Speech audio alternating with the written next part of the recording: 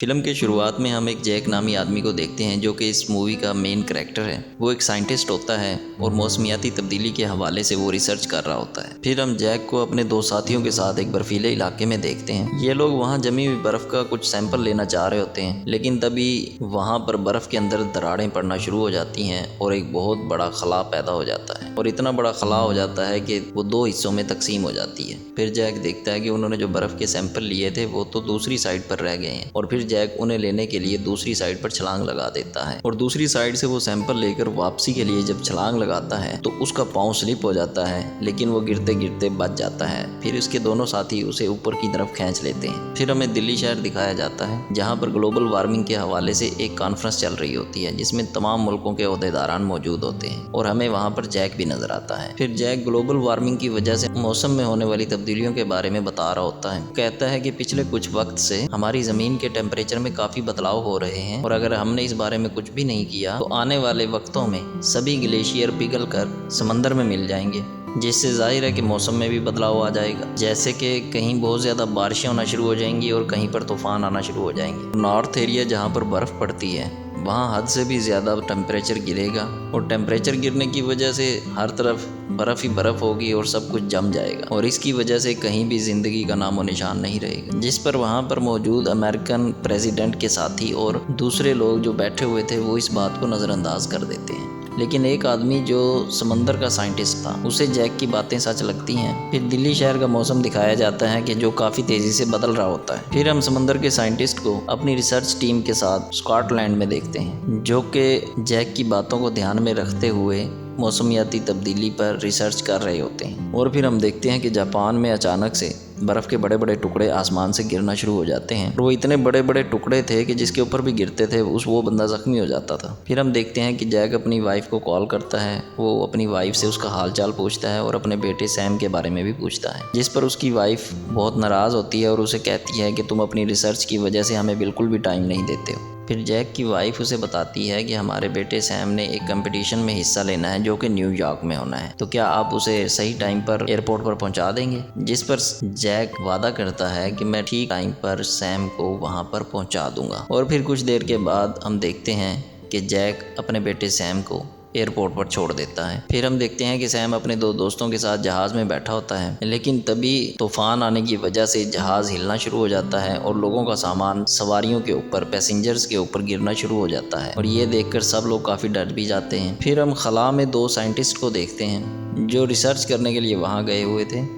वो लोग देखते हैं कि ज़मीन की तरफ एक बहुत बड़ा बर्फ़ का तूफान बढ़ता जा रहा है, जिसे देखकर वो लोग काफ़ी हैरान हो जाते हैं। उधर समंदर का साइंटिस्ट देखता है कि 3 जगहों पर मौसम हद से ज़्यादा ख़राब हो रहा है। और फिर हम देखते हैं कि सैम और उसके दोस्त खैरियत से न्यूयॉर्क पहुंच जाते हैं। फिर सैम आसमान की तरफ देखता है तो उसे पता चलता है कि बहुत सारे परिंदे किसी तरफ जा रहे हैं, और ये बात सैम को बहुत अजीब लगती है। खैर ये लोग वहाँ पहुँच जाते हैं जहाँ पर कंपटीशन होने वाला था, जहाँ इनका पहला राउंड काफ़ी अच्छा रहता है, जिसके बाद इन्हें कुछ वक्त के लिए ब्रेक दी जाती है। समंदर का साइंटिस्ट जैक को फ़ोन करके कहता है कि दिल्ली वाली कॉन्फ्रेंस में तुमने जो कुछ कहा था वो बिल्कुल सच था, लेकिन तुमने वहाँ ये कहा था कि ये मौसम में जो बदलाव आएंगे उसमें काफ़ी टाइम लगेगा, लेकिन ऐसा नहीं है। वो बदलाव तो अभी से शुरू हो चुके हैं, क्योंकि तुमने जो बातें बताई थी मैं उस पर रिसर्च कर रहा था, और ये बात मुझे एक रिसर्च के ज़रिए ही पता चली। ये जानकर जैक काफ़ी घबरा जाता है, क्योंकि दुनिया को बचाने के लिए इनके पास कुछ ज़्यादा टाइम नहीं था। फिर जैक अपने सीनियर से एक मशीन जो कि मौसमियाती तब्दीली के बारे में बताएगी उसका मॉडल बनाने की इजाज़त मांगता है, क्योंकि उसके ज़रिए मौसम के बारे में पता चल जाएगा और रोकथाम लगा सकते हैं, जिससे तबाही के इम्कान भी कम हो जाएंगे। लेकिन जैक का सीनियर उसे मना कर देता है। फिर अमेरिका के एक इलाके में काफ़ी बड़ा तूफान आ जाता है,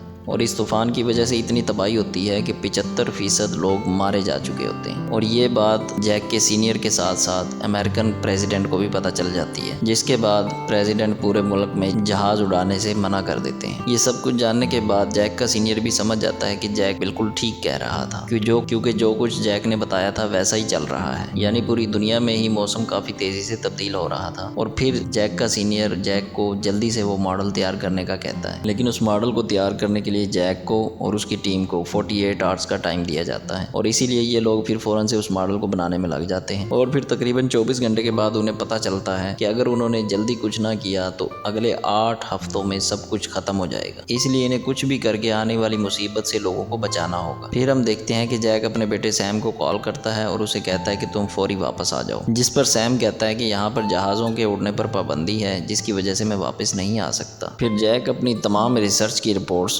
प्रेसिडेंट के साथी को दिखाता है, लेकिन इस बार भी वो जैक की बातों पर बिल्कुल ध्यान नहीं देता। समंदर का साइंटिस्ट देखता है कि मौसमियाती तब्दीली की वजह से हर जगह ज़मीन का टेम्परेचर बहुत तेज़ी से तब्दील हो रहा है और अगर ऐसा ही चलता रहा तो बहुत जल्द सब कुछ जम जाएगा। फिर हम देखते हैं कि नॉर्थ में इस तब्दीली की वजह से काफ़ी बड़ा बर्फ़ का तूफान आ जाता है। फिर हम स्कॉटलैंड में 3 हेलीकॉप्टर्स को उड़ता हुआ देखते हैं, लेकिन इस बर्फीले तूफान की वजह से तीनों हेलीकॉप्टर तबाह हो जाते हैं। फिर जैक को भी स्कॉटलैंड के इस खराब मौसम की खबर मिल जाती है। फिर जैक समंदर के साइंटिस्ट को इस बारे में खबर करता है और कहता है कि जितनी जल्दी हो सके आप वहां से निकल जाएं, क्योंकि बर्फ का एक बहुत बड़ा तूफान तेजी से आपकी तरफ बढ़ रहा है। जिस पर समंदर का साइंटिस्ट कहता है कि अब तो काफी देर हो चुकी है, कोई फायदा नहीं है, अब मैं यहाँ से नहीं निकल सकता। और फिर वो जैक को आखिरी अलविदा कहता है। फिर हम देखते हैं कि बर्फ का एक बहुत बड़ा तूफान आता है और समंदर के साइंटिस्ट और उसके साथी इसी तूफान में मारे जाते हैं। न्यूयॉर्क में बहुत ज्यादा तेज बारिश हो रही होती है, जिसकी वजह से सैम और उसके सारे दोस्त वहीं पर फंस जाते हैं। फिर एक गार्ड उनको कहता है कि आप लोग एक लाइब्रेरी में चले जाएं और अपनी जान बचाएं वहां पर। और फिर सैम को एक बहुत बड़ी लहर पानी की जैसे सुनामी होता है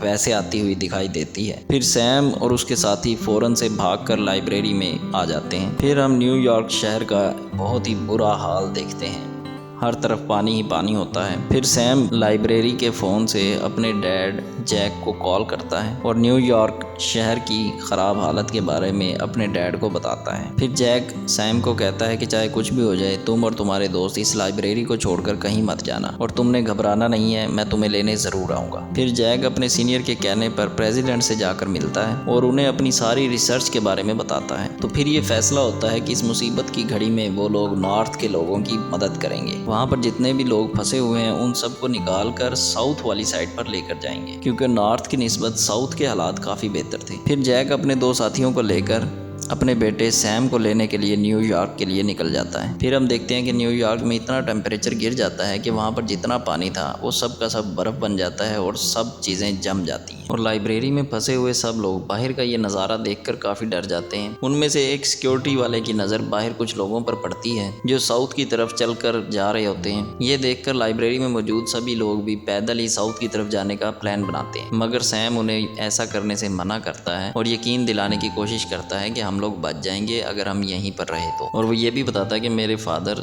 मौसमियाती तब्दीली के साइंटिस्ट हैं और उन्होंने कहा है कि हम लोग यहीं पर रुकेंगे तो सेफ रहेंगे। लेकिन उनमें से कोई भी सैम की बातों का यकीन नहीं करता, जिसके बाद काफ़ी सारे लोग वहाँ से निकल जाते हैं। सिर्फ सैम और उसके चंद दोस्त वहाँ पर रह जाते हैं। और फिर गवर्नमेंट भी लोगों को ज़्यादा से ज़्यादा साउथ की तरफ भेजने में लगी होती है ताकि ज़्यादा से ज़्यादा लोग बच सकें। फिर हम देखते हैं जैक और उसके 2 साथी जो कि न्यूयॉर्क की तरफ जा रहे होते हैं। रास्ते में बर्फ़ के तूफान आने की वजह से उनकी गाड़ी वहीं पर ख़राब हो जाती है। फिर वो आगे पैदल सफ़र शुरू करते हैं। दूसरी जानिब सैम और उसके दोस्त ठंड से बचने के लिए लाइब्रेरी की किताबों को जलाना शुरू कर देते हैं। और मौसम की खराबी की वजह से प्रेसिडेंट की भी मौत हो जाती है और इसीलिए प्रेसिडेंट के साथी को ही नया प्रेसिडेंट बना दिया जाता है। जैक और उसके साथी चलते चलते एक ऐसे बर्फीले इलाके में पहुंच जाते हैं कि जहां पर इतनी बर्फ़ पड़ रही थी कि बड़ी बड़ी बिल्डिंग भी बर्फ़ की वजह से ढकी हुई थी और कुछ पता नहीं चलता था कि वो ज़मीन पर हैं या किसी बिल्डिंग के ऊपर चल रहे हैं। फिर हम देखते हैं कि तभी चलते चलते जैक के एक साथी का बिल्डिंग पर से पाँव फिसल जाता है और वो नीचे जाके गिरता है और नीचे गिरने की वजह से उसकी मौत हो जाती है।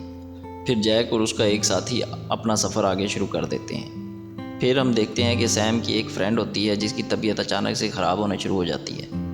फिर सैम अपने 2 साथियों के साथ एक शिप में जाता है जो समंदर से तैरता हुआ यहाँ शहर में पहुँच आया था। उसके अंदर से कुछ मेडिसिन लेने के लिए वहाँ पर जाता है। अभी वो मेडिसिन ले ही रहे होते हैं कि वहाँ पर भेड़िया आ जाता है और उनके ऊपर हमला कर देता है और भेड़िया सैम के एक दोस्त को काट कर ज़ख्मी कर देता है। लेकिन वो लोग जैसे तैसे अपनी जान बचाकर वापस लाइब्रेरी में आ जाते हैं, जिसके बाद वो दवाई सैम अपनी फ्रेंड को देता है जिसको खाने के बाद वो काफ़ी अच्छा फील करती है। फिर हम देखते हैं जैक और उसका एक साथी पैदल सफ़र कर रहे होते हैं, लेकिन जैक का साथी ज़्यादा ठंड लगने की वजह से नीचे गिर जाता है। इसीलिए जैक उसे लेकर किसी एक जगह पर रुकने का फैसला करता है। फिर हम देखते हैं कि स्पेस पर मौजूद उन साइंटिस्ट को ज़मीन पर बर्फ़ का तूफान कम होता दिखाई देता है और फिर सच में ही न्यूयॉर्क में बर्फ़ का तूफान रुक जाता है और फिर जैक और उसका साथी दोबारा से चलना शुरू कर देते हैं और फिर बहुत जल्दी वो लोग लाइब्रेरी में सैम के पास पहुंच जाते हैं। फिर जैक अपने बेटे सैम और बाकी लोगों को बचाने के लिए अपने सीनियर को कॉल करता है। जैक का सीनियर ये बात प्रेसिडेंट को बताता है, इसलिए प्रेसिडेंट जैक